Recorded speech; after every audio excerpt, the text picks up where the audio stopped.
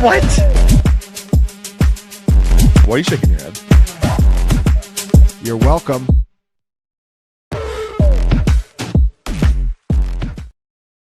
What's up, Fantasy Points? This is Outside the Box for Week 14. Every week on the show, I'm here with Scott Barrett, CEO of Fantasy Points, master of Dank Stats. We go through position by position for DraftKings tournaments, looking at the chalk and then finding some contrarian plays we like, starting with quarterbacks, then running backs, receivers, tight ends. At the end of the show, we're going to be hand building some lineups together for DraftKings tournaments in the Millie Maker. Scott, week 13 was kind of a messy slate. There was not a lot to fall in love with. This one, I think, a little bit better. How are you feeling about this slate going in? Hey, it was the Ascot week. It was. You're right. That worked out. That was like the most important play of the slate. And I had 80% and I still did not crush. So, that happens. We were close. It was a weird 2025. Week. It's so hard to crush. Like, you can get everything right and it's still just like, yep, just didn't have it. I mean, I think it was just like an especially weird, gross slate where you needed Bowers or McBride. I don't know. We're on to Cincinnati. We're on to week 14. That's right. We're on to week 14. We're going to be again going position by position, starting with quarterbacks, and there is no real chalk at quarterback. Scott, this is I think the first slate of the year that we have not had a single quarterback projected for double-digit ownership. So we maybe don't need to spend as much time poking holes in the chalk because there really isn't any chalk. Do you see any players like in this 8 to 9% range? We've got Jacoby Brissett, Jaden Daniels, Josh Allen, and Trevor Lawrence. Any that you are like, that's a terrible play, I wouldn't go there? Well, I think it's hilarious that Trevor Lawrence, at least technically, is the highest owned quarterback of the slate. I don't know how many times we've done this, and it has literally never worked. Trevor Lawrence has never had a good game in his 75 game career on a main slate. Certainly not as chalk. I think you could play him because, he's really cheap. It's a great matchup against the Sauce Gardner-less Colts, but I don't know. I've faded Trevor Lawrence for 75 games and, or 75 career starts, and it's never hurt me. But I can't get mad at it too much when, like you said, no one's really chalk and it's only 9% and he's cheap and it's a good matchup. It's a little bit hurtful to me, Scott, because Trevor Lawrence was like my flag plant play last week was the quarterback that I liked the most on the main slate. He was one of the highest scoring quarterbacks on the slate last week. I will say that was one of his better games of the season. However, it looked so good in the first quarters. Two passing touchdowns in the first quarter for Trevor Lawrence, and then just didn't really do much the rest of the game. It was the best first half of his career. Yeah. He had almost a perfect passer rating, and it was just glaringly the best first. So yeah, hey, that's trending up. I kept saying it's when is Liam Cohen just gonna start hiding Trevor Lawrence, because the running game has just been so much better than the passing game. But I don't know, like you said, yeah, he was pretty good last week, or at least the best first half of his career. But yeah, so I don't know. I can't hate on that too much. Josh Allen, it's a little more obvious. It's the guy with the most slate breaking upside of any fantasy quarterback in NFL history. In a best possible matchup, we only like him in spots he can get pushed, but it's, Joe Burrow on the opposite side. Can he be pushed? So this makes a lot of sense to me. Certainly take no issue with it at all. I think you can have concerns that, maybe Joe Burrow's not actually going to push him because no one talked about it, but I wrote about it in the Everything Report, is he's coming off of the worst game of his career by completion percentage over expectation, by catchable throw rate. It was, I think the fourth worst game of his career. And that's really what makes Joe Burrow is he's far and away the most accurate quarterback in football, and no one else really comes close. And we saw this 2 years ago, the first month of the year, he had that calf injury where he was awful. And, the kind of, he just really struggled through that injury. And so, some guys like this, he came back, what is it, like 4 weeks earlier than anyone expected. And so you have that, some guys who are like warriors, where it's just really not, maybe like too much so for their own good. And then you have the Bills. I think there are 2 tackles that have been out are questionable now. But you did see 2 weeks ago, Josh Allen take a career high 8 sacks. And what did they do last week? Well, they gave the ball to James Cook 35 times while Josh Allen only had 26 pass attempts. It seemed to me like they were saying this is just like not really functional without the healthy offensive linemen. So we're content to just go extremely run heavy. And we all know this would be an amazing matchup for James Cook. But like I said, you're talking about a guy who had, it was like 8 touchdowns, 6 touchdowns the other week. It's Josh Allen in a great matchup. So I think that's pretty cool. Jaden Daniels, I think, should be way above 8% at only 6K. You just look at the numbers with him, and this is not a quarterback that should be 6K. He has gone over 4X his week 14 salary in 8 of the 19 full games he's played in his career. He averages 22.8 draft fantasy, over 2 more than anyone not named Josh Allen.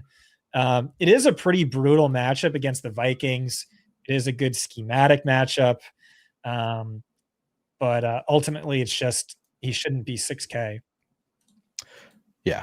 I guess I didn't see that and immediately think that it was like a smash spot or like we need to be playing Jaden Daniels, but you're right. He's 6,000. Like the price just looks too cheap, all things considered, for Jaden Daniels. Jacoby Brissett is somebody that we've been going to over and over.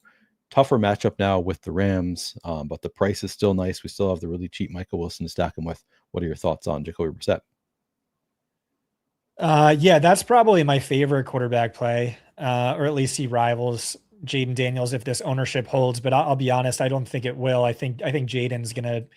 I think Darren's gonna come in and update this maybe while we're live and bump him up to like 12 or 13 or 14%.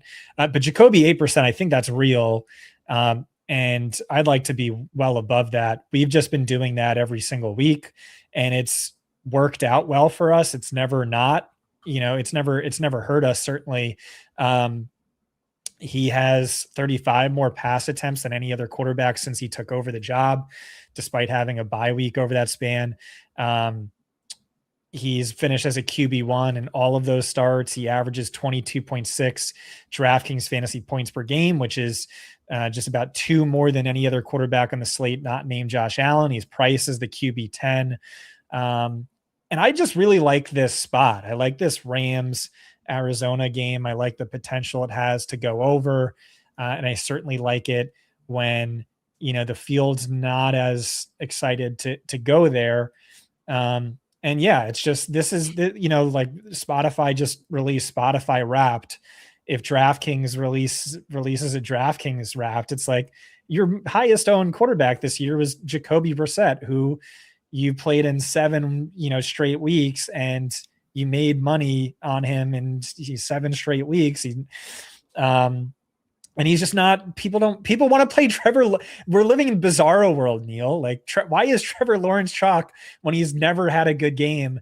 And why is Jacoby Brissett, less highly owned when all he's done is just smash? Yeah. Every single week he has done well. I think it's just the matchup. Like, people may be afraid of the Rams, but yes, it seems like they could be afraid of that. Well, that's the thing. Like, we're going to play Jacoby Brissett, and then I'm going to get angry Twitter mentions in like the second or third quarter. And then hopefully, ideally, he balls out in the fourth quarter, which we've seen happen. They've just been extremely pass heavy. And if the Rams are putting up points, it just a greater sense of urgency, more garbage time. So to me, it feels safe, but it also feels like there's upside here. And no Marvin Harrison Jr., no Greg Dortch. I think that just makes them easier to stack. Yeah. Before we move on, Scott, I want to do just a little bit of housekeeping. First of all, if you're watching, you haven't already liked the video, please do like the video. It takes just a second, helps us out quite a bit if you like the video. And of course, subscribe to the Fantasy Points YouTube channel. It is free to subscribe to the YouTube channel. They have a lot of great content every single day here at Fantasy Points. You should also check out Fantasy Points behind the paywall. Use promo code OTB15 for 15% off already reduced prices. Scott, what are the prices right now at Fantasy Points? I think everything's reduced, right, for the rest of the season? Yeah, prices are super cheap. But honestly, you're better off just waiting until you got to stop saying that every week. This guy. No. Yeah, wait until we do our early bird special. Then you get the rest of the year for free, and you get our cheapest price that will be all year for 2026. So I think that's just a week or so away. Honestly, if you complain to customer service, they might be able to give that to you anyway. So, all right. So use promo code OTP15, and the next week complain that you didn't get enough discount on your stuff. And then finally, next week I am traveling. I'm going to the Fantasy Football World Championship in New Orleans. Unfortunately, not because I won a ticket. I'm going as a guest. And we don't know what the show is going to look like next week. If there's going to be a show, I might get a laptop. I might try to, I don't know. I'm trying to avoid work to the extent that I can while I'm in New Orleans. So I might not be here next week. Maybe Scott will find a replacement for me. Maybe we'll do it at a different time. I don't know. We don't know what it's going to look like next week. We just know that it's probably not going to be the regular show at the regular time next week. Yeah, I'm either going to have to replace you with like a Theo or a Jake, but I'm hoping we can get the OTB fam to guilt trip you into buying a laptop and recording on your vacation. I mean, yeah, it's a possibility. I'm just trying to avoid it because I'm going with my wife. My first time in New Orleans. Most of our weekend is planned for us by DraftKings. Like they have a bunch of events. Wait, what if I drive out to New Orleans and we do it live? We do it live. I mean, that's only like 7 hours away. Wow, really? You're in Texas? Yeah, I guess Houston to New Orleans. I'll Google it. This is my first time in New Orleans, other than as a baby. Apparently, I went and was beloved as a baby in New Orleans, according to my parents. But I have no memory of going as a baby. So it's a 5-hour drive for me, Neil. Should I do it? Yeah, I mean, you could. I don't know that I can get you into the events, but maybe I don't know if we could at least get you into the after party with the whole DraftKings crew. Like that's just like out at bars. So yeah, you should do it. Come on out to New Orleans. We'll figure something out. All right. Yeah, everyone, Chalky Talk says everyone liked the stream so we can get a show next week. All right, just wanted to. Cub says, Neil, enjoy your time off. Don't let Scott. He is such a bully, isn't he? I mean, all right. Let's move on. Let's move on with the rest of the quarterbacks here. Those are probably like everyone always asks. Oh, is it okay? You talk about a lot of quarterbacks in the show. What's your 3 max? Yeah. And yours are all the chalk this week.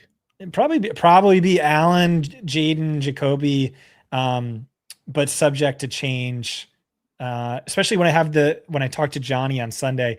Johnny nailed the optimal. I can't even remember last week, but he nailed the optimal on Sunday morning. Or if you just listened to him and played Ask God, you would have won a ton of money. Sad. Yeah. All right. Beyond the top 4, I assume JJ McCarthy is not actually going to chalk. Nobody's playing JJ McCarthy. I'm not buying that. But I assume we're not playing JJ McCarthy at the very least. If he is going to be 7% owned, I was like, if he comes in at like 0 ownership, I might have some interest in throwing a couple dart throws, just from he's inconsistent standpoint. Maybe he comes back, but don't think we need to talk about that one much. I'm going to tell you. Do you have something to say about JJ McCarthy? You look like you're thinking about it. Yeah, like listen, I don't think any of these guys come close to Allen, Daniels, Brissett. But he's not terrible. This like really could be the ultimate get right spot. I think the Commanders are the worst pass defense in football. Like on it, like at least on par with the Cowboys. They rank either dead last or just ahead of only the Cowboys in yards per game allowed, passer rating allowed, adjusted net yards per attempt allowed, fantasy points per dropback allowed, EPA per dropback allowed, et cetera, et cetera. And like, I know it's been so bad, but there's just no way it's that bad. It's just like not pot. Like they're due for like a regression to the mean to where like it could at least like can't be much worse than like Shuck levels of bad. You know what I mean? And so yeah, I could see that hitting. I think that's a fine vomit stack, but it's not something I'm all too excited to play. I'm not sure it's something I get to. I don't hate it. I think that's like the right way to say it is it makes sense as a vomit stack, meaning like if nobody else is on it, then it would be. But like if he's going to get any kind of ownership, it's but I mean, it's also, 7% is not. It's not that chalky, yeah. No, and then you have Justin Jefferson showing at. I actually don't Very know what little. he's showing at, but he's in a top 3 matchup, and he's the cheapest he's been since 2020. So, but yeah, I just play Jaden Daniels. Like Jaden Daniels should not be 6K. Yeah. Another quarterback that I have a lot of interest in, and I'm curious to hear your take. Jordan Love, 5,900 projected for 6% ownership. Just a nice matchup there with the Bears. Receivers have absolutely dominated against the Bears in the past 5 weeks. It is the best possible matchup for receivers. It's not as good for quarterbacks, but it's a top 11 or so matchup for quarterbacks against the Bears. So I'm interested in going to some Jordan Love. Also leverage on a chalky Josh Jacobs. So I think there's kind of a lot going for Jordan Love as a DFS play this week. Do you have any interest there? I think that's a great call. I think that's a really sharp call. So chalky Josh Jacobs, who I don't actually think is a great play. This was like an awesome pull by Ryan Heath, and it's something no one else is talking about. Josh Jacobs was interviewed like a day or two ago, and he was just like, yeah, like I think this is just something that's going to bother me for a while. I'm going to be out there. I'm going to give it my all, but it's certainly something that's going to impact blah, blah, blah. I don't think he is fully out. And you saw him with the much lesser snap share last week. I think that's going to stick. I think the days of him being an 80% snap share guy are over. And when Jacobs has been hurt or limited, we have seen Jordan Love or the Packers lean more heavy into the pass. And this is something I've talked about, maybe not a lot on this show, but at least on School of Scott, where there is a ton of upside to this Green Bay passing game should the Packers lean more pass heavy, because Matt LaFleur is a genius, because in 3 straight seasons, Jordan Love is ranked top 7 in fantasy points per drop back. And in any of the games, like if you just look at Jordan Love in games with a positive P-row versus all other quarterbacks in games with a positive P-row, he's like 3rd in DraftKings fantasy points per game. He's almost putting up, Joe Burrow numbers, Matthew Stafford numbers.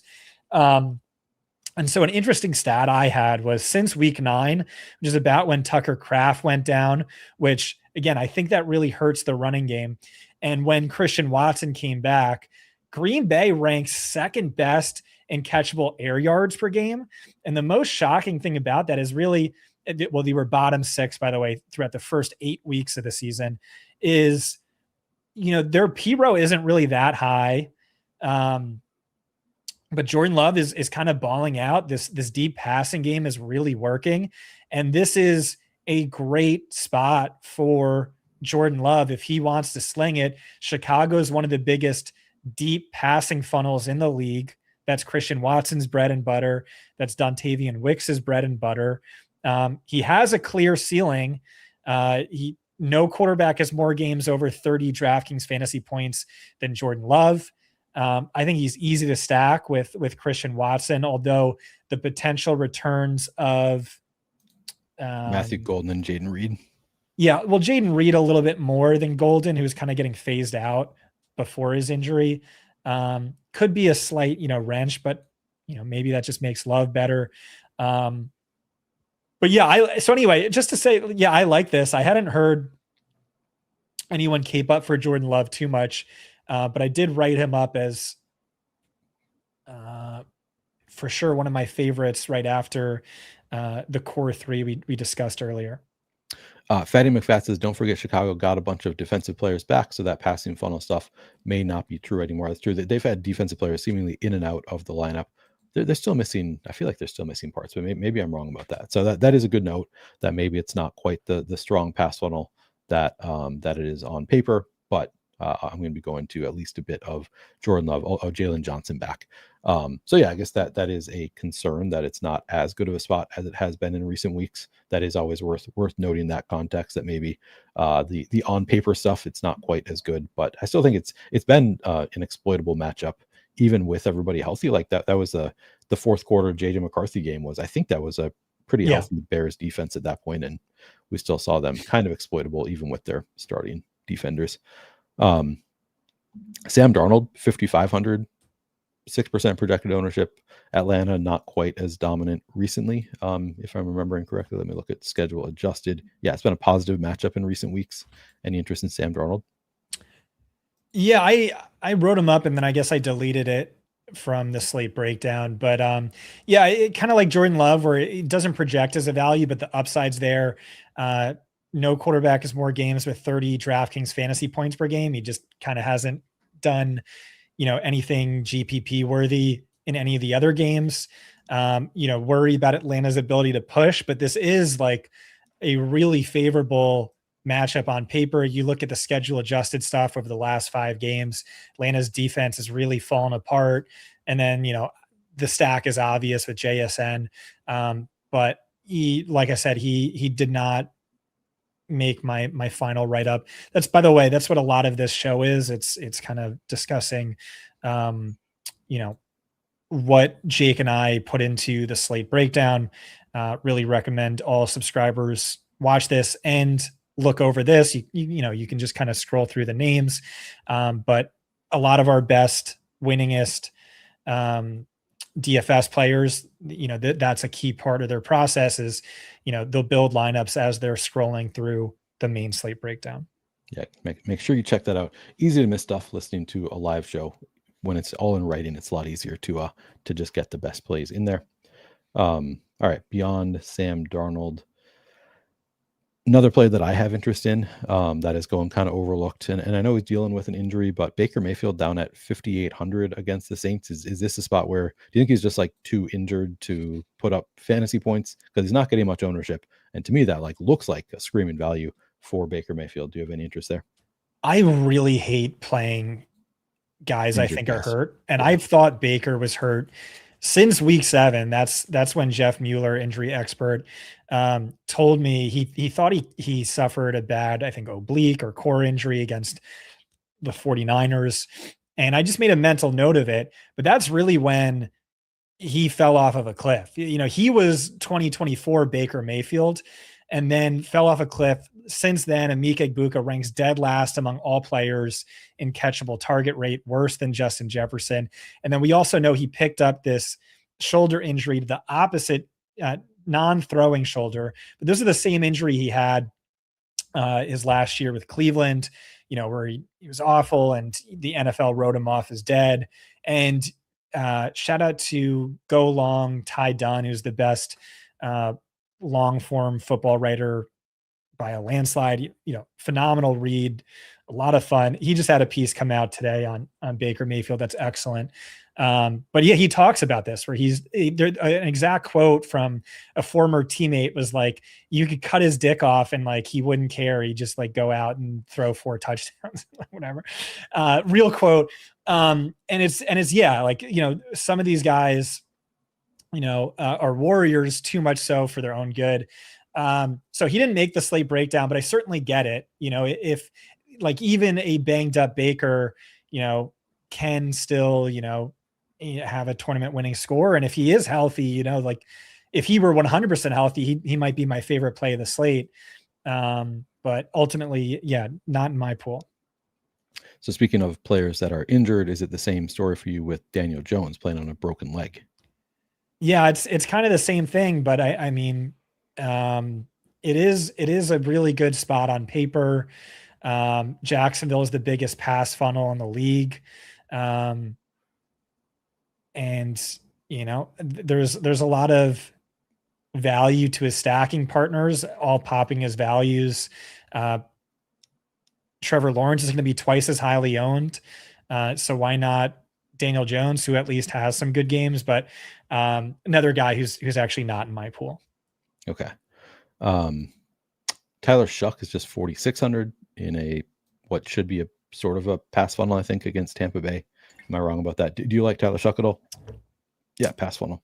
Yeah, I like Tyrod a little bit more. So I didn't write up Shuck. I wrote up Tyrod at a similar price point. Like I've been saying for a few weeks, I'm a bit of a Tyrod truther. I think he was in the winning Millie lineup last week. Yeah. And it's good stackable upside where about 60% of the targets are just going to two players. It's a really good matchup on paper. And so when we're talking about these 4K quarterbacks, that was my lean over a JJ McCarthy, over a Tyler Shuck. Yeah, I think that makes sense. So we've seen it from Tyrod, and the matchup actually better than I thought it was against Miami. I know they had been tough on receivers, actually not even looking pretty good lately against receivers in terms of schedule adjusted fantasy points allowed. So I like that shout. And you can still get Ascot. He's more expensive now, more owned now, but still like 4,600. So not a terrible price there. I also skipped over Joe Burrow. Do you have any interest there at 6,500? Yeah, I mean, like the Bengals had like 85 plays last week, and they led throughout, and he still threw the ball almost 50 times. Probably going to be trailing throughout in this game, and ton of stackable upside. Last year, we had exposure to Joe Burrow or the opposing quarterback against Joe Burrow every single week, and that was frequently our highest owned quarterback even, and that made us a lot of money. So certainly can't hate on Joe Burrow stacks. Richie Small says still no Lamar. Do you mean he's not practicing, or that we're not playing him? Because Lamar, man, I played so much of him on Thanksgiving, felt so good about it, and he just does not look like Lamar right now. So I don't think I'm going to Lamar Jackson. But do you think there's any chance that he is a little bit healthier and is playable now at 6,700 against Pittsburgh? Yeah, again, I don't like playing guys I think are hurt, and especially not Lamar, where you really see he's not running as much. And I think Lamar is like a top 3 quarterback in the NFL, a top 3 fantasy quarterback. But a gimpy Lamar, is that like a bottom 7 quarterback in the NFL? It might be if defenses can play him honest. They don't have to have a QB spy. They don't have to have pulling linebackers and treat him just like a pocket passer. That said, like if we're getting it at low ownership, Lamar Jackson at low ownership and just hoping for the best, he like honestly didn't look terrible last week. It was bad luck. He kind of looked good, escapability in the pocket. And so, yeah, I didn't write him up, but that was the one player at any position. I kind of, maybe I should have written him up from a contrarian perspective. Pittsburgh games have been going over pace wise. And it really just seems so fluky, even if he is banged up. But yeah, like I said, did not make the slate breakdown technically. Yeah, I think that's like a good note that like he looked like the final line on Thanksgiving was terrible, but like was so close to like offensive pass interference, kind of a bogus call on Zay Flowers, had a bunch of drops. It was like insane how many drops the Ravens had in that game. Like was really close to actually having a really nice game. And now it's, not as good of a matchup with Pittsburgh, but still not a bad matchup. And he's had more time now to potentially get a little bit healthier. So I don't know. I guess he's not something that I've been considering, but I don't hate that as a contrarian play. I skipped over Bo Nix. Kind of a nice matchup with Las Vegas. Do you have interest in Bo Nix? Not really. I thought about Geno. I kind of had like a gut call that Geno 4,300 with Brock Bowers. It's a bad matchup, and I couldn't sell it. So didn't write him up, but new offensive play caller that theoretically could benefit. And then they went stupid run heavy last week. Yeah, it's not ideal. Player that I haven't really given much thought to, but just looking at it, somebody just brought him up in chat. Tua against the Jets. Like we've been waiting for the Jets to fall apart after they got rid of Quinnen Williams, Sauce Gardner. Like this defense seems like it should be any week just fall apart, and they haven't completely fallen apart, but they haven't been a great defense recently either. Do we have any interest in a $5,200 Tua? I would just play Tyrod. They've been the most run heavy offense in football by Piro since Okay. Tyreek went down. Nice. Okay. Any other quarterback you want to talk about? Stafford's fine. Yeah, kind of expensive, but nice game environment. Yeah, I like going Jacoby personally, but he's fine. Okay. All right, we'll move on to talk about running backs. And the chalk at running back, we already talked about Josh Jacobs a bit. I get the sense that you're not a huge fan of Josh Jacobs at 28% ownership. I would imagine you like James Cook better, but you can tell me if I'm wrong about that. James Cook, 26% ownership. Talk about those two at the top. Yeah, so we never want to fade, or we've kind of eaten the running back chalk every week, and it's really worked out well for us.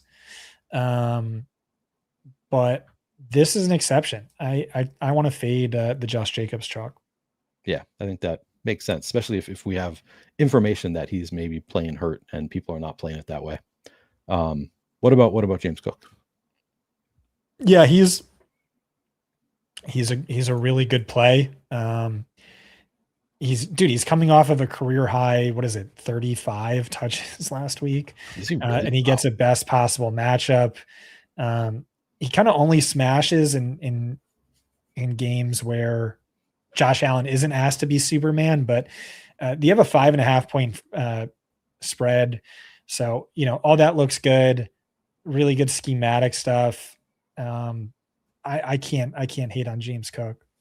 Yeah, I think it's just, if he comes in at 26%, I would imagine I'm going to be well over that number. HN again facing that Quinnen Williams less Jets defense. He's 8,800. Is that a fair price for HN? Are you playing him? Yeah, I think so. He's just been so good since week 6. Miami, third most run heavy offense in football, averages 110 rushing yards per game. That would lead the league. And then 5.7 targets per game on top of that. 25 DraftKings fantasy points per game. Just better in wins, and Miami's 3-point favorites this week. So I'm bringing up the last 3 weeks because I want to look at the splits for Kenneth Walker over the last 3 weeks. 40 carries to Zach Charbonnet's 31. So actually not leading that much in terms of carries over the past 3, but he has 55% of the snaps. Also has 10 targets to Zach Charbonnet's 2 on 40% route participation. Now we get Kenneth Walker is 5,600 projected for 16% ownership against Atlanta, which has been kind of a nice spot to target in recent weeks. Are you interested in Kenneth Walker? Yeah. I mean, I was excited to play him last week and the week before, and it was kind of the same thing in both games where the stupid Charbonnet vulture, also like the shoelace tackle on Walker, where he was this close to ripping off a 50-yard touchdown run. He was on the injury report with that glute, but now he's off of it. Usage volume trending up. It's a really good matchup on paper. He's my favorite of this cheap running back range with Gene T and Harvey. Okay. But I mean, doesn't stand out to me as, amazing chalk, but he's a good value. Yeah, RJ Harvey, I guess, had the bye in week 12, but over his past 2 games, 24 carries, so 12 carries per game, 3.5 targets. Really not the workload that we thought was coming with J.K. Dobbins out. He's been splitting a lot more with Jaleel McLaughlin has 12 carries, Tyler Bidet, 5 targets, no carries. So kind of splitting the workload there. Fine matchup for RJ Harvey. It's funny, like nobody seems enthusiastic about RJ Harvey, but he is projected for a lot of ownership.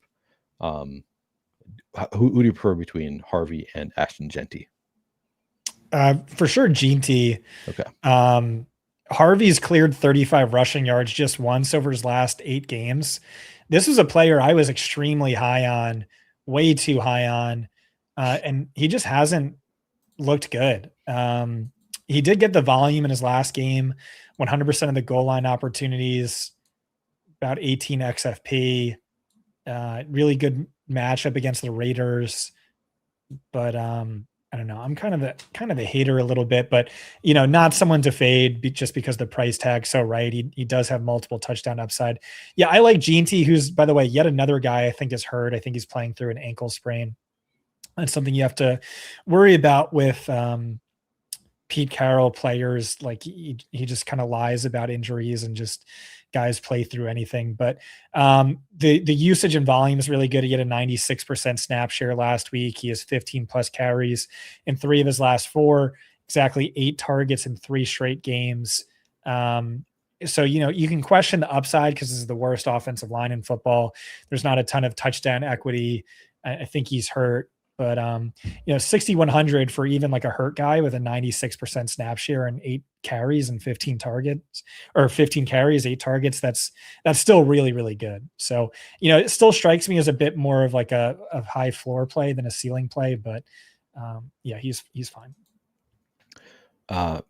Bijan, how does Bijan compare for you to like Achane in the same price range? I think Achane's a lot better, but yeah, I mean, I think Achane's a lot better, but Bijan's not a bad play. You saw it last week where that was one of Johnny's takes. Bijan was an elite pivot off of Achane chalk. But the winning Millie lineup had both of them in there. And it's, we've seen the spike weeks, 31 DraftKings fantasy points per game is top 50% of games. But he's also, still splitting goal line work with Algier, although it's come up in recent weeks, 7-3 over the last month or so. Really high target share last week. Just a really talented player who can rip off these long runs, long catches. I think Achane's the better value, but Bijan's okay. Bijan's fine. We've got Breece Hall and Quinshon Judkins just $100 apart, both getting 15% projected ownership. Breece Hall, again, against that Miami defense. I know you're going to some Tyrod Taylor. We can stack him up with Breece Hall, and then Quinshon Judkins against Tennessee. Neither of them, or you wouldn't stack them with Tyrod? I did that last week where I went Breece, Tyrod, Breece, and we did that. We did that on this show. Than Mechie. But he's just not getting the targets. Like, it's so stupid. Breece is just like this excellent pass catcher, and they're just not targeting him. So I like Quinshon Judkins stacked with Cleveland's defense more for tournaments. I see more upside there. In victories this season, Judkins is averaging just about 20 fantasy points per game. He's averaging 21 touches per game over his last 4 games. Really good matchup with positive game script. It is close because you have Shadur at quarterback where sack, fumble, interception to start off the game. You lose that positive game script I'm talking about, which he needs. But leaning into for tournaments, I like the Judkins plus Brown stack a bit more than I would say I'd like Breece as a GPP play. Okay. And then Bucky Irving, 7,000 projected for 14% ownership. Do we think he's taken on a full workload going forward? Yeah, I wrote him up as my favorite GPP play, after the top 5 chalky guys. He just had 19 touches in his first game back. It's a must-win game for them. Baker, we think, is hurt, so I think it makes sense to lean more run heavy. He is game script sensitive to me, where you did see Rachaad White kind of fall back into that pass catching role, but game script shouldn't be a concern this week. Okay. Are you willing to pay $9,300 for Jonathan Taylor? Probably not.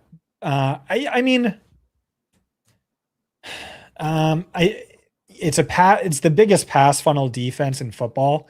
But like we were talking about Daniel Jones being hurt, and it's one of the highest implied point totals of the week. I think it makes sense for them to just really want to lean heavy on Jonathan Taylor, and he could rip off, 80-yard run whenever. He's just a bit expensive to me, but if you're an MME bro such as yourself, you for sure need some exposure. Yeah, for sure.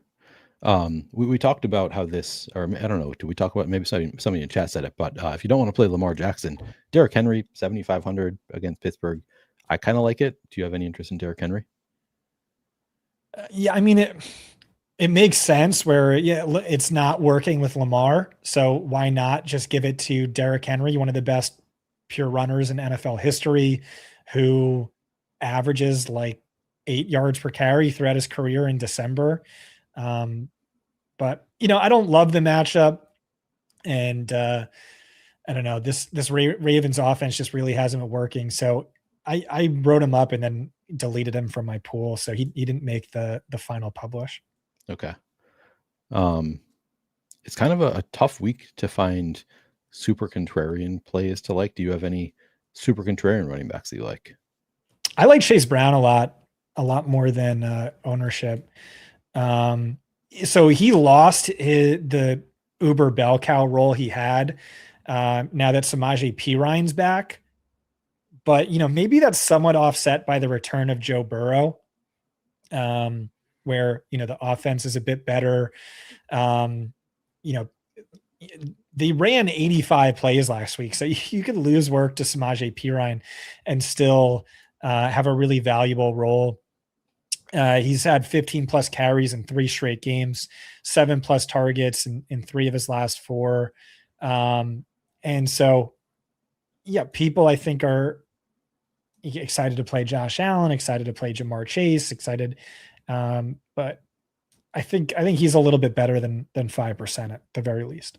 Yeah, that's so I had kind of heard that he was splitting carries completely with Samaje Perine, and to me I thought too expensive. But you look at something like this where it was like, yeah, but he had 15 carries anyway. Like sometimes you see that it's like just as the running back pie grows, it's the running back 2 gets more work, because like maybe they don't want to give Chase Brown 25 touches, they don't want to give him that much work, but like maybe if they only have 20 carries, he still gets 15, and it's just 5 for Samaje Perine in that case. So I don't hate that call of Chase Brown maybe looking a little bit better, especially with Joe Burrow back. Maybe they score more points. Somebody asked about the Bears running backs. We've got DeAndre Swift, Kyle Monangai potentially. Swift is 5,900 projected for 2% ownership. Kyle Monangai is 5,400 projected for 1%. Do you like either Bears running back? I didn't write them up, but I think they're fine at low ownership. It's like it's a tough matchup, and they're splitting carries, so to me, it's not like a spot I'm targeting. Right, but they did just go nuclear last week. Aaron Jones has looked better in games with JJ McCarthy. JJ McCarthy does seem to target him somewhat heavily. I guess I say that I think they've had some big plays together. It actually has not been a huge target share. It's just like they have chunk plays for some reason when they play together. He's 5,300, getting some ownership. Kind of a nice matchup with Washington. Any interest in Aaron Jones? Not really. I don't think he's had a spike week all year. This is like a broken offense. It's a split backfield. Yeah, fair. All right. Any other running backs you want to talk about? I don't think so. All right. Let's move on. Wide receivers. Oh, man. Micah Wilson, 35% projected ownership. Huge gap between the chalkiest and the second chalkiest. Micah Wilson, though, we've seen him getting double-digit targets consistently with Marvin Harrison Jr. out. Small sample size, but I think we're expecting that to continue. How much interest do you have in Micah Wilson? Yeah, I think he's the best play of the slate in a vacuum. He was averaging 30 fantasy points per game, 30 XFP per game. Without Marvin Harrison Jr., Greg Dortch is out as well. So if you're going to be fading him, it's strictly just because of ownership. But in a vacuum, best play of the slate. Yeah, I think that makes sense. Jamar Chase, 8,200 projected for 19% ownership. Not like the best spot against Buffalo, but he has Joe Burrow back. How much interest do you have in Jamar Chase? Yeah, I think you kind of just nailed it. It's just he has the potential to just absolutely wreck slates. This looks like a spot where they're going to have to go pass heavy. They went super pass heavy last week. I think that supersedes any matchup notes. He's He's the best on paper pay up wide receiver, but there's also a number of really good pay up wide receivers this week. Steven says, I have a couple lineups with both Chase Brown and P. Ryan. What do you think of that? Do you have any thoughts on the double Bengals running back? Could they get there together? P. Ryan's 4,200, not getting any ownership. Yeah, I mean, I don't like that, but Okay. if they have 80 plays, so if they run 80 plays again, that could absolutely happen. And to just further sell the Chase Brown thing is the Bills have the worst run defense in football. It might not show up that way in the numbers, and the reason it wouldn't is because Bills are frequently leading throughout. So like teams, can't really run constantly. They have to pass to put up points on the board. But Buffalo intentionally invites you to run it. It beg you to run. And so there is a world where, Chase Brown rips off a long run where Samaje Perine and negative script gets a bunch of targets and whatnot. But I don't like playing that. And I don't think that's a good move. Also, Nick Spinola, who, remember last week on this show, I called the Rams losing to the Panthers, even though they were 11-point favorites. That was a Nick Spinola call. He does not like the Chase Brown call because all of his production's coming on inside runs. And you do see Samaje get a bit more of the outside runs too, which is where Buffalo's weakest. I know Buffalo's weakest on outside runs. They're actually pretty strong inside runs. So again, he's just a 5% play. He's not my favorite running back play. I don't think he's amazing. So what I'm hearing is play Samaje Perine, who is the Neil Ass. There you go. That's the Neil Ass play for Samaje sure. Perine, 4,200. All right, back to wide receivers. Puka Nacua. Let's talk about Puka and Davante Adams. So I was speculating last week that maybe they're trying to get the MVP award for Matthew Stafford, and that was a reason to play Davante Adams as the just short yardage touchdown guy. And then you tell me that Johnny had another take on Sunday morning that maybe they're trying to go for the touchdown record for. Is it for quarterbacks with a receiver in a year? Or what? I don't know what the exact record is, but you referenced it in DMs. So Puka, 18% projected ownership at 8,700. Davante Adams is, I believe, 7,700, 7% ownership. Do you like them both? Do you have a preference between the two? Oh yeah, that was another great call by Johnny. It didn't happen. Our subs didn't print last week, but it was mind-boggling. Just from the Johnny calls on Sunday and the Ask God smashing. It was his take was, he was like, all right, everyone's saying Sean McVay wants Matthew Stafford to win MVP. That's a good narrative. We know McVay cares about these things. We saw it with Puka, where he was the only starter to play in a meaningless Week 18 game to get the rookie receiving record, and then he's immediately benched. He's buying into that narrative, but he took it one step further.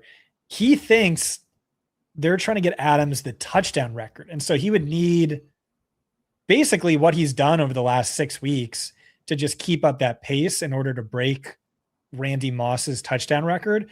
And yeah, I mean, he's not just the goal line back. He's getting two touchdowns per game. I think across the full season, he has 27 end zone targets to Puka Nacua's 2.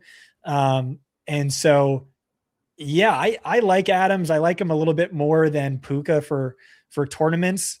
I don't know that he can hit the 100-yard bonus. And you kind of need him to get multiple touchdowns. But yeah, I think that's solid. And there is a world where both hit, Puka just kind of breaks off a long one. Yeah, hits the 100-yard bonus. Adams gets 2 touchdowns. Stafford gets 3 or 4. So what if next year they try to get Puka the record? After Davante gets it this year, they try to beat it next year with Puka, throw in the touchdowns with Puka's regular production. Imagine the smash there. All right. And then, so I know you don't have a lot of interest in Baker Mayfield. Emeka Egbuka is 6,300 projected for 18% ownership. As you referenced, he's not getting catchable targets. Do you have interest in Egbuka? And then I also want to take it one step further. I'm just going to go down to one of my favorite contrarian plays on the slate is Chris Godwin at 5,300, getting just 2% projected ownership. We know the upside with Chris Godwin, and we've already seen like the immediate bump up in terms of route participation. So I have interest there. So I want to hear your thoughts on Emeka Egbuka, and then do we think Chris Godwin? Do we see further progression in terms of usage this week? Yeah. So here's what I wrote up about Emeka Egbuka. I said he's either the biggest positive regression candidate on the planet, or he's the most obvious trap play we've had all year. And I really think that's 100% true. He's had 8+ targets in 6 straight games, but he's hit double-digit fantasy points in one of those 6 games. Over that stretch, he ranks 7th in XFP per game, or 3rd best on the slate, but he also ranks dead last in catchable target rate. And so ultimately, he's a decent high upside value, but at 18%, he's probably over-owned. Just because, the uncatchable target volume's great, but the catchable target volume's awful. Chris Godwin with the lower ADOT is quite a bit better. Although he's another player where I just didn't want to play because I didn't think he's healthy. And you saw that up until last week, he had like a 2.2 yards per target average. But last week, 78 receiving yards. That's encouraging at the very least. And operating in a closer to the line of scrimmage, he might not have the same catchable XFP rate issues that Egbuka had. Also a note from Derek Brown, Egbuka, very scheme sensitive. This is a favorable schematic matchup for him. He's not a player to full fade just because I think he does have bury you upside. If Baker kind of looks like a healthy Baker and the volume is, he's throwing accurate balls. But he did strike me as someone who I think we're a bit bullish on, and then Godwin wasn't someone I wrote up, but I'm not mad at that. Yeah, the case for Godwin is just, we saw him already jump 22% in route participation from week 12 to week 13 up to 61%. His ass score still, 3rd on the team. He's out assing Egbuka, Wow. Tez Johnson, Sterling Shepard. So, as he gets healthier, I would imagine that gets only better for Chris Godwin, gets the short yardage stuff. He's only 5,300. We know that he has the ability to put up 20+ fantasy points, and he's not getting any kind of ownership. So Godwin is the one that stands out to me. Obviously not ideal that Baker is hurt. So maybe just doesn't work anyway, but I said, my play there is Bucky, who I love this week. Right. That makes sense. All right. So we talked about Jordan Love. Christian Watson, it sounds like, is your preferred stack. He's 5,200 projected for 18% ownership. And then a lot is going to depend. I think like Christian Watson, you can play regardless, I would think. I kind of think the same is true of Romeo Dobbs, 4,900 projected for 2% ownership. But I think like Wicks is going to be dependent on Jaden Reed. Wicks is 3,900. So you hate my Romeo Dobbs play, it sounds like. I wrote up Wicks actually as a super contrarian play. You just saw it. We talked about the Bears being a massive deep funnel. You saw Wicks last week. Put up nearly 30 fantasy points on Thanksgiving. It was the double Ascot week because the two guys who separate great but don't have hands. And Wicks has had a better route share than Dobbs in 2 of these 4 games. He's also in the 3K range pricing. But yeah, for any of these guys, keep an eye on our projections. This is something Chris and I are going to work through the rest of today and tomorrow is how the potential returns of Matthew Golden and primarily Jaden Reed influence the route share, because you have seen Christian Watson as this, alpha wide receiver 1 with like a 90% route share, when last year he was a 60% route share guy with like only 2 games over 70. So you have to monitor that. But let's say Reed is out, Golden's out. Yeah, Watson for sure, one of the best value plays of the slate. Really an awesome play. Yeah. So Watson, we both like. You like, I think Wicks, to me, I think that the only reason that I've liked Dobbs better is because I guess my assumption is that Dobbs's route share is safe regardless of who's in, whereas Wicks is more dependent on the other two being out. But maybe that's wrong. So maybe I'll have to, maybe you've talked me into more Wicks also. Ascot, 4,600 now getting 17% ownership. We played him last week at what, like 3,600 and like 5% ownership.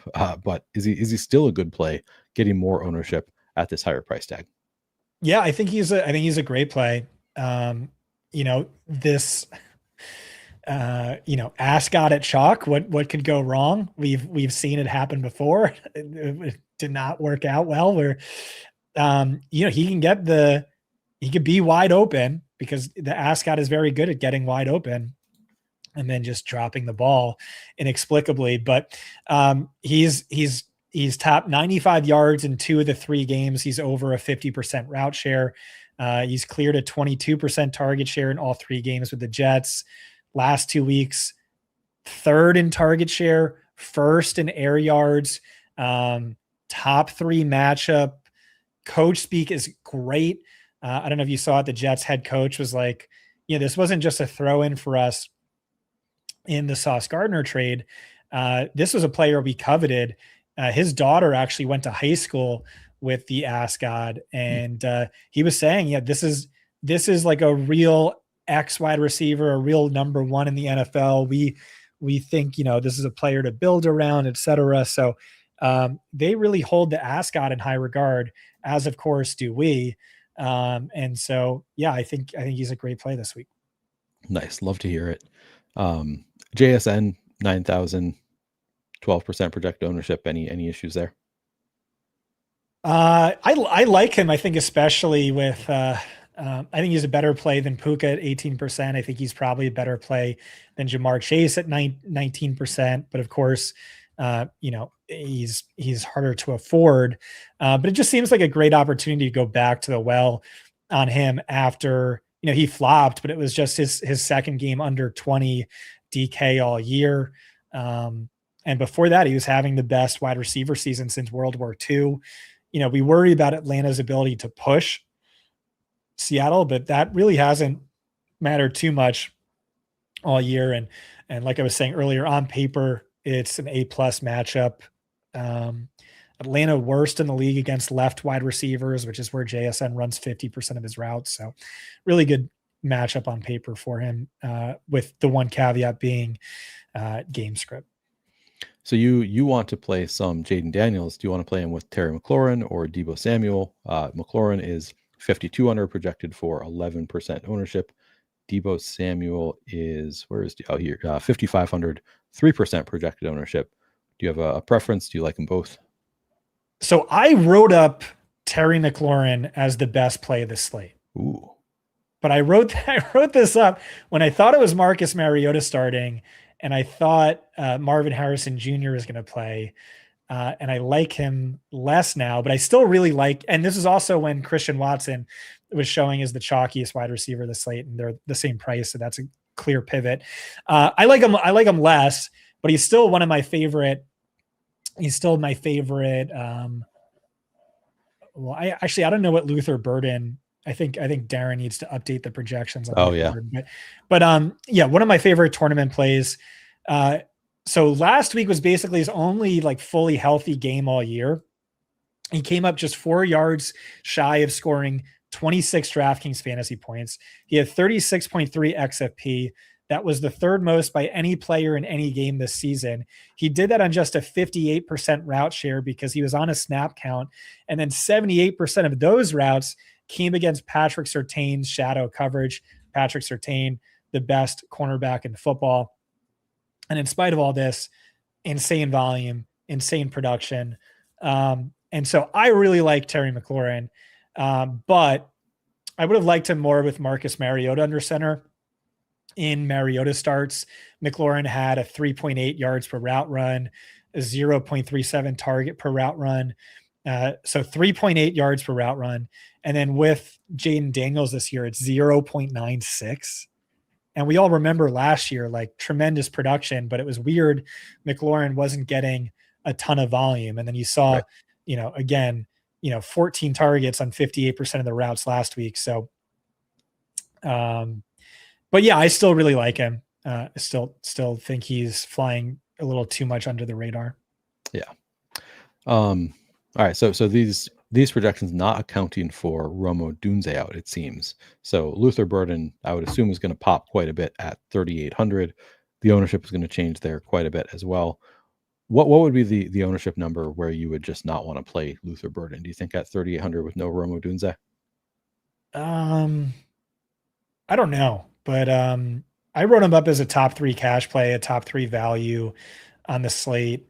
I think if his ownership, if he's showing is super chalky, that just means like I'll have more DJ Moore, who's probably going to fly under the radar. This is something Johnny's really owned me on all year is dynasty brain. Like he's saying, dynasty brain just keeps costing me money. I keep falling for it. I want to play Tootin. And he's like, I'm going to play Etienne, and then Etienne hits and he makes me look bad. And so, yeah, that's just the argument for DJ Moore is, it's just dynasty brain. All these dynasty bros are excited about Burden. But Burden was an Exodia for me, a player I was really bullish on. The Ben Johnson slot role is one, that is really enticing. And he's playing really well, really high target per route run, really high yards per route run. You remove Romo Dunze and should be at a full-time role, up from like a 60% route share, and just way too cheap at this price tag. I love the DJ Moore shout. That's exactly how I was planning on playing it. I like I'm going to play plenty of Luther Burden, but with Odunze out, like we've already seen, DJ Moore has been running more routes than Romo Dunze. He's been a lot more involved the past few weeks, and yeah, even in places where I've seen the projections updated for Romo Dunze out, we're still seeing DJ Moore at like 2 or 3% projected ownership, with Luther Burden being super chalky. So to me, that's like the ultimate leverage spot. So I love the DJ Moore shout. Olamide Zaccheaus also sort of looking okay with no Romo Dunze potentially. Would you have any interest in a $3,000 Olamide Zaccheaus, kind of making the assumption that he takes back the slot role and Luther Burden moves outside? I don't know if that's how you would expect it to play out. No, I don't think so. Just because I wasn't playing him when he was 3,400 and Burden wasn't seeing the field. So, okay. All right. What else? What else do we like here? We talked about Ascot. Do you have any interest in John Mechie, 4,500? Yeah, I do. I think he's 2024 Wan'Dale Robinson. And if you remember anything from 2024 Wan'Dale Robinson, he was chalk every week, and I just refused to play him. But Mechie's not chalk, and Adonai Mitchell is fairly chalky.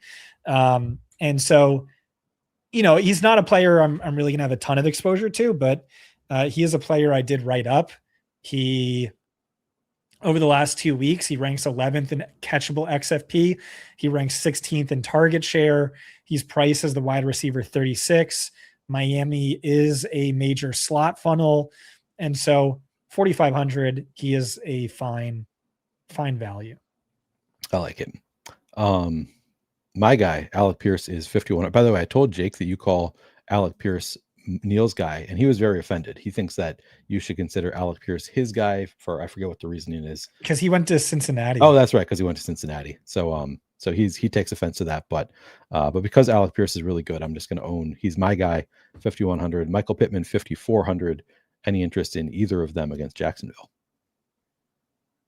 Yeah, I like Pittman. That's my lean. I don't feel great about it just because Alec Pierce has out-targeted, outproduced Michael Pittman, and what was it, 4 of his last 5, something like that. It's in the slate breakdown. But Alec Pierce has also been one of the most scheme-sensitive players in the game this year, and this is not a schematic matchup that pops for him. It is one that pops for Pittman, who has a number of things working in his advantage. The argument I had was, and this is a little galaxy brain, it's like me, I know ball. I can pick these spots. But he's seen 8+ targets in 4 of his last 7. He's cleared 2.5x value in 7 of his last 10. it's a good on paper matchup. It's a top 5 on paper matchup, which is equally true for Alec Pierce. But Jacksonville deploys too high coverage at a top 10 rate. Pittman not only leads the team against too high, but he is 12th best among all wide receivers. And then it's also Alec Pierce. I know he's white, but he's really one of the most athletic wide receivers in the game, extremely fast, elite speed score.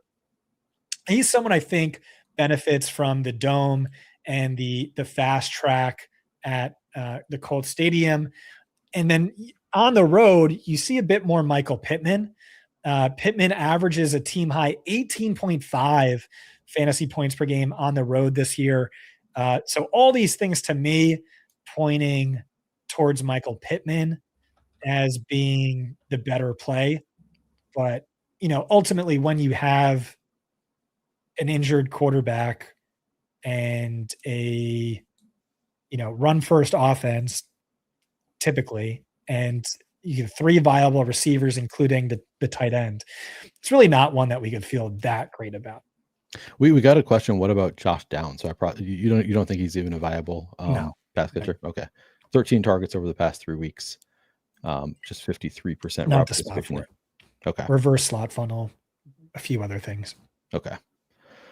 What else? I mean, as far as we do have some values to talk about, Devon Vele, Pat Bryant. This is a uniquely good 3K slate. Yeah. Do you have like a preference on Tavian Wicks 3,900?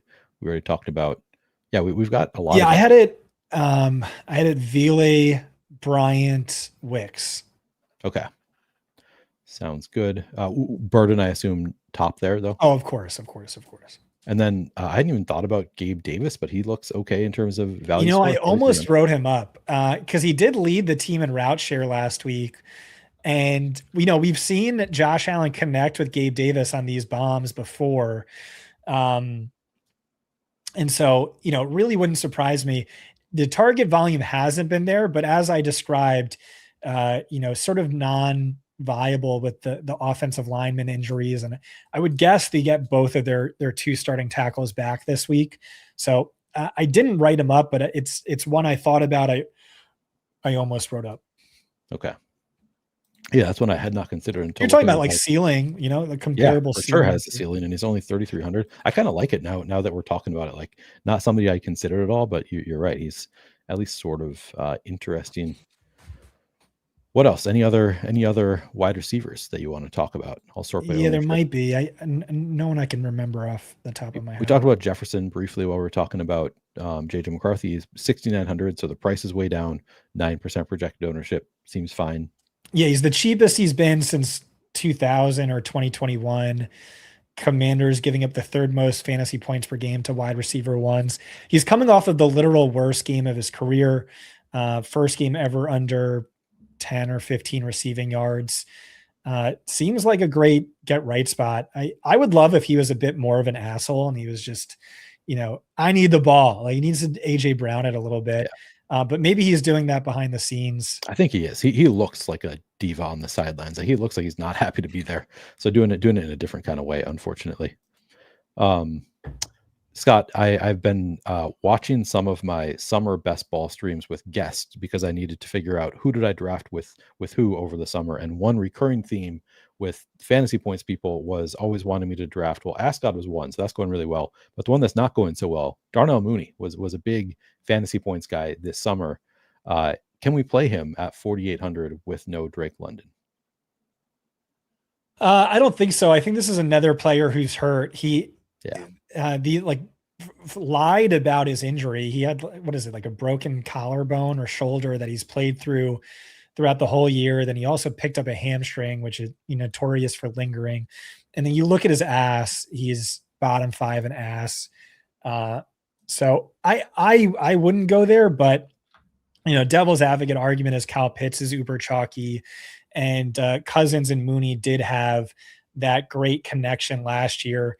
But a simple heuristic for me, like, I really just, as a single entry 3 max guy, I really want to narrow down my pool. So I really do cross off guys I think are hurt. And I'll be wrong occasionally, but on the whole, that typically works out better for me. Yeah. Any others? I think we've talked about we talked about some of my favorites. Okay. Let's move to tight end. Do you need to take a break? No. All right. Tight ends.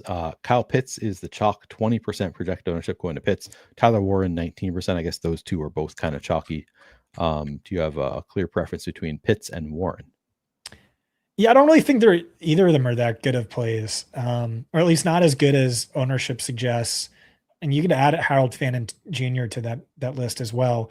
I mean, I get it. Like Kyle Pitts, he has a 25% target share in games with Kirk Cousins without Drake London. That's like Trey McBride levels.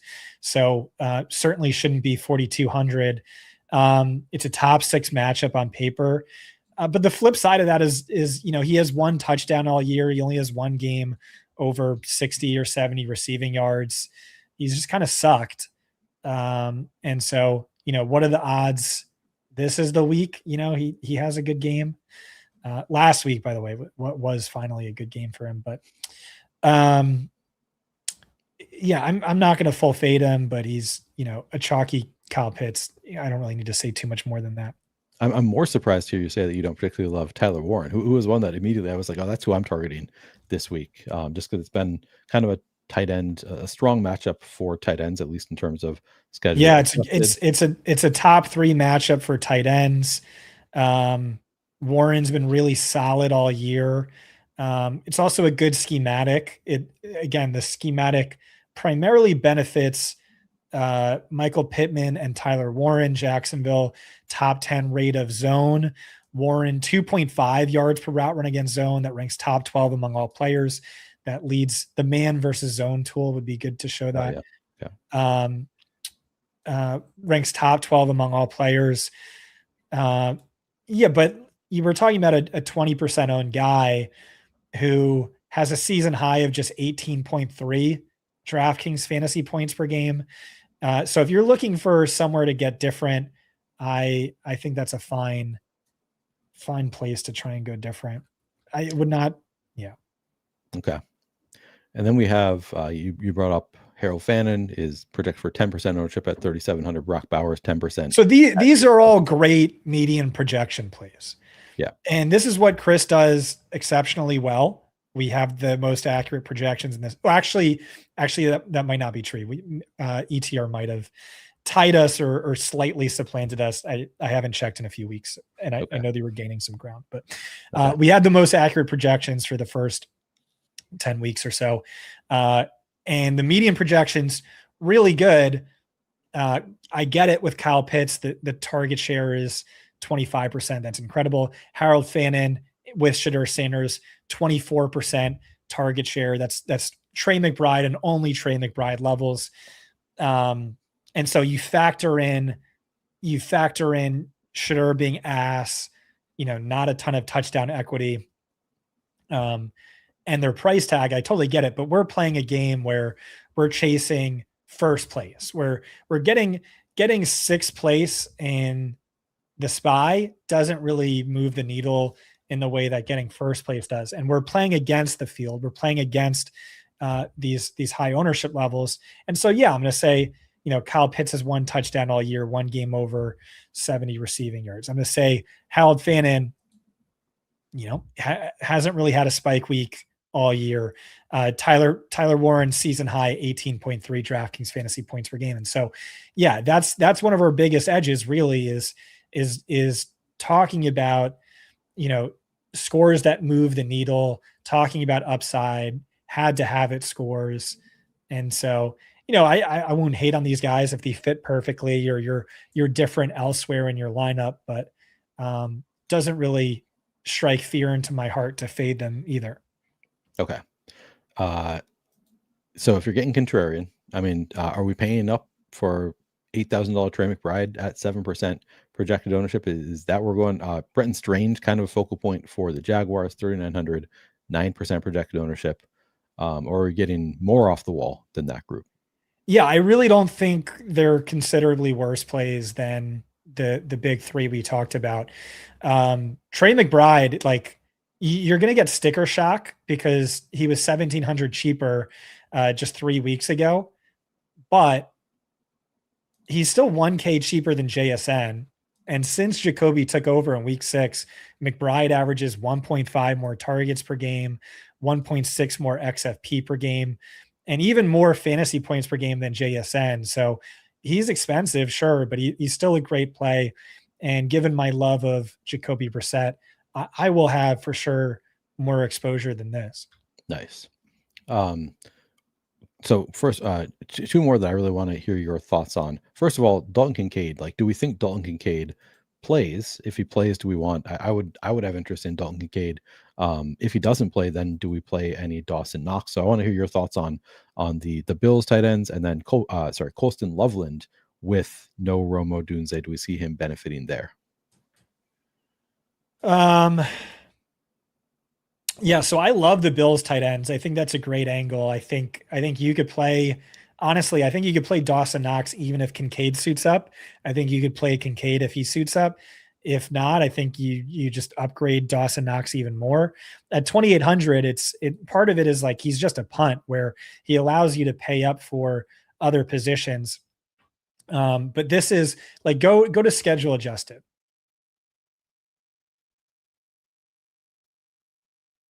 And yeah, so this is over last 5. Now look at it over the full season. 10.5 schedule adjusted to tight ends. It's about like 3x the next closest defense. And it's a funnel spot. Like they're almost best in the league against outside wide receivers. This is just one of the best matchups. And it's not drawing ownership, which is weird. By non-schedule adjusted fantasy points per game, they're giving up 23.1 fantasy points per game to tight ends. That's the most in over a decade. One of only 2 defenses to give up over 18. And so, yeah, Dalton Kincaid, I worry about the injury and whatnot, but ranks top 3 in yards per route run. He hit the 100-yard bonus in 2 of his last 3 full games. He's in play. Even if he suits up, Dawson Knox is in play. Why? Because when you're this bad against tight ends, Bengals are still giving it up to tight end 2s. Isaiah Likely, season high 95 yards last week. Austin Hooper, season high 39 yards the week before. Darnell Washington, season high 67 yards the week before that. And again, you're 2,800. So there's no real downside to swinging for the fences just based on matchup and whatnot and the implied point total. And so I love the Bills tight ends this week. Yep, I'm with you. Colston Loveland, 3,200. No Romo Dunze. Do we like it? Yeah, I think he's solid. He's still not a full-time player, probably even without Odunze. He's been under a 60% route share in 4 straight. His target share has risen in 3 straight games. He's really talented. All my film guys are telling me like, yeah, he looks better than Tyler Warren on film. It's just, it hasn't translated. And so maybe it translates.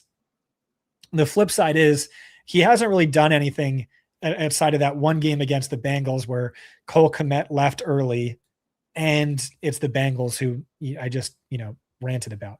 Yeah, right. That was the one blow up shot. As Steven says, I think that like the ownership probably comes up on the Bills once we have more clarity. I think there is something to that where it's just like, nobody knows what to do with the Bills right now. So they probably get more ownership tomorrow, but I still wouldn't expect them to be super chalky. So like we can target it anyway. Any other tight ends that are jumping off the page to you? You did mention Strange. I think he's a solid play. I don't think it's like the perfect. He's been a bit scheme sensitive, and it's not the best schematic spot. But I might be overthinking it. He's hit 45 yards in 4 or 5 games. More yards per game, more fantasy points per game than BTJ. It's a top 5 on paper matchup. Parker Washington's questionable. Yeah. And then, Bowers is a really good play. He has really unique upside for the position.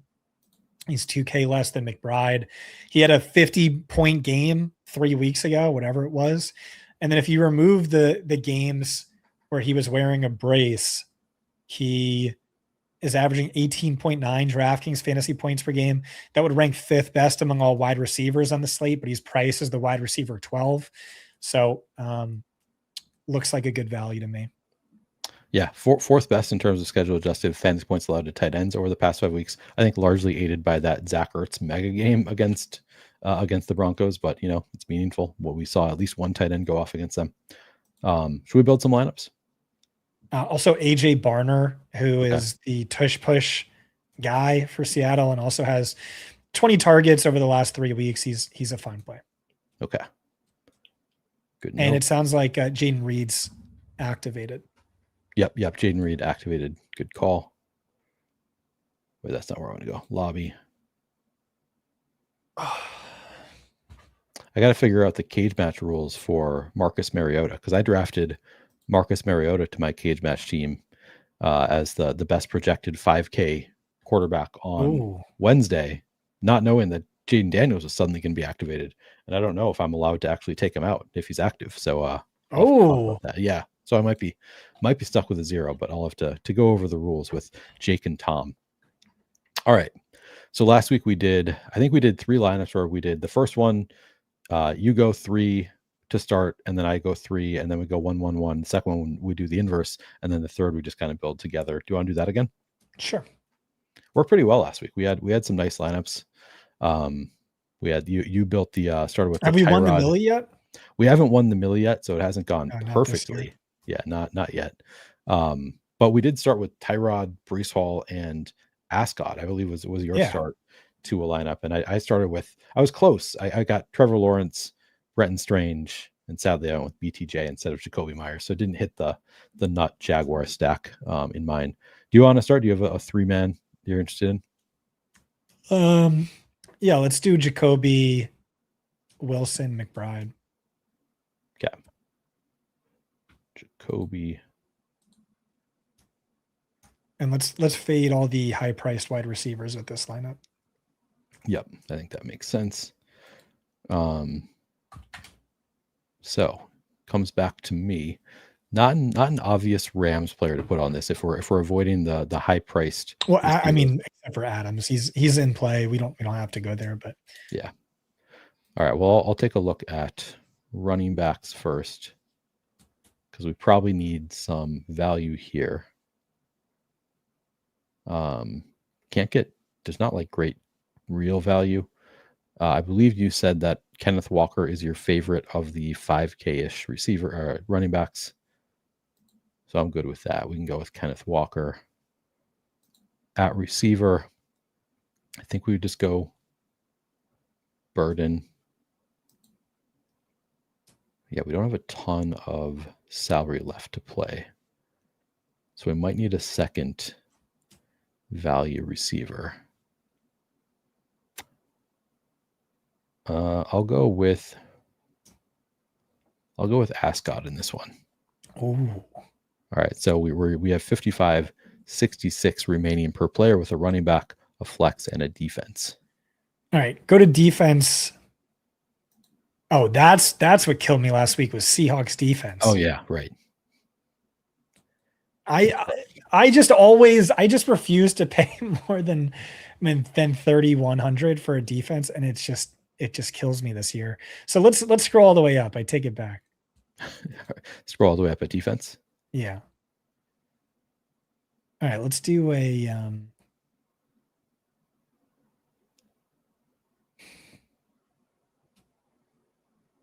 all right, take it back. Let's play the Commanders defense. Let's do that. Let's play against JJ McCarthy. Yeah. All right, and then it's to me. I think if I play Devontae Adams, you have enough left for a nice. Yeah, maybe not. Well, let's try it out.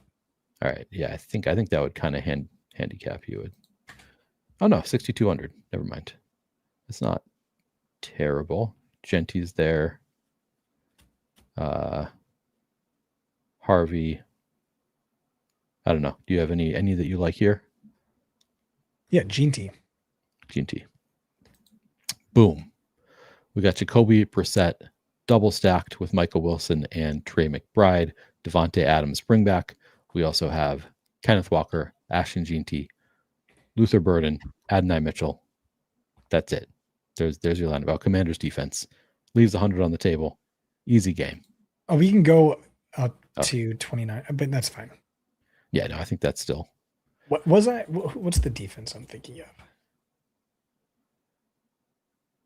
Titans we could have played against Shador, but that's fine. Would you prefer that? I mean, I could always change it if we need to. No, projections like Commanders a little bit more. Okay, so now my start. Now it's trickier now with Jaden Reed activated because I can't just go to. I could single stack it, I guess. But let me. You know what? I am going to, because you're not going to play him otherwise because he's hurt. I'm going to play Baker Mayfield with Chris Godwin and Emeka Egbuka. Wow, it's not bad. Yeah. I could have gone like Devon Vele and Chris Olave with Chris Godwin because like Godwin is my real target, but I think this stack plays. So who do you want to add on to the stack? 3 players, or not onto the stack, but onto the lineup. Let's go Vele.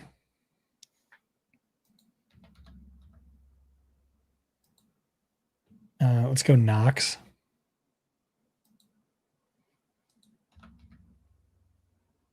And let's go James Cook. Nice. All right, so still have 6,100 left per pick. Let's see. Let's go.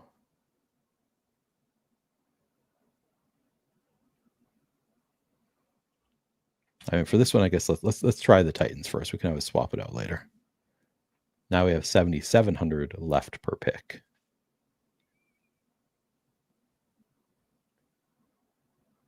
Let's go Bucky. That leaves me 8,400. Okay. I mean, help me out here. Do we want to swap off of the Titans defense to something cheaper to potentially get up to a Bijan, Achan, something else? I mean, if we go 2,500, we could get to Achan.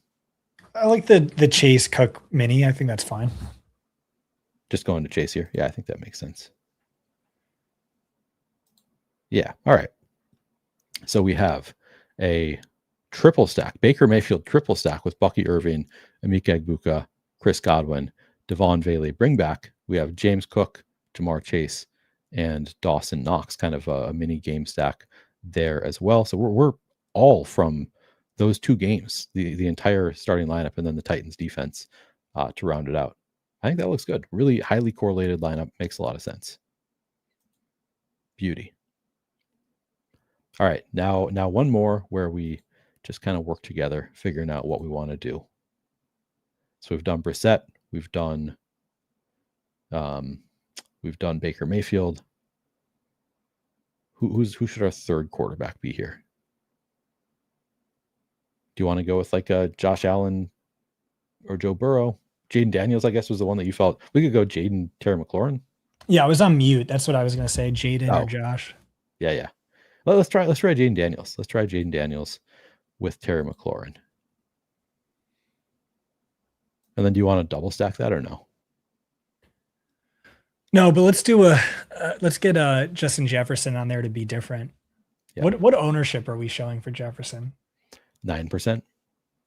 Yeah, I bet that comes under too. Yeah, I would guess so. Yeah, so this is fairly contrarian. Like we're off to a very contrarian stack. Do we just put James Cook in here? Yeah.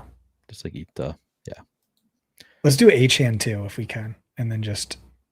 Yeah, I mean, there's enough. No, there's plenty of value on the slate though. Like. Yeah, exactly. There's a lot of good 3K guys. So we could put in defense, Miami defense.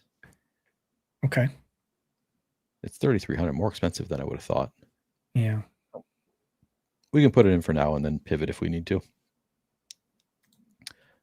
Tight end. I don't know. Loveland. We go Knox again.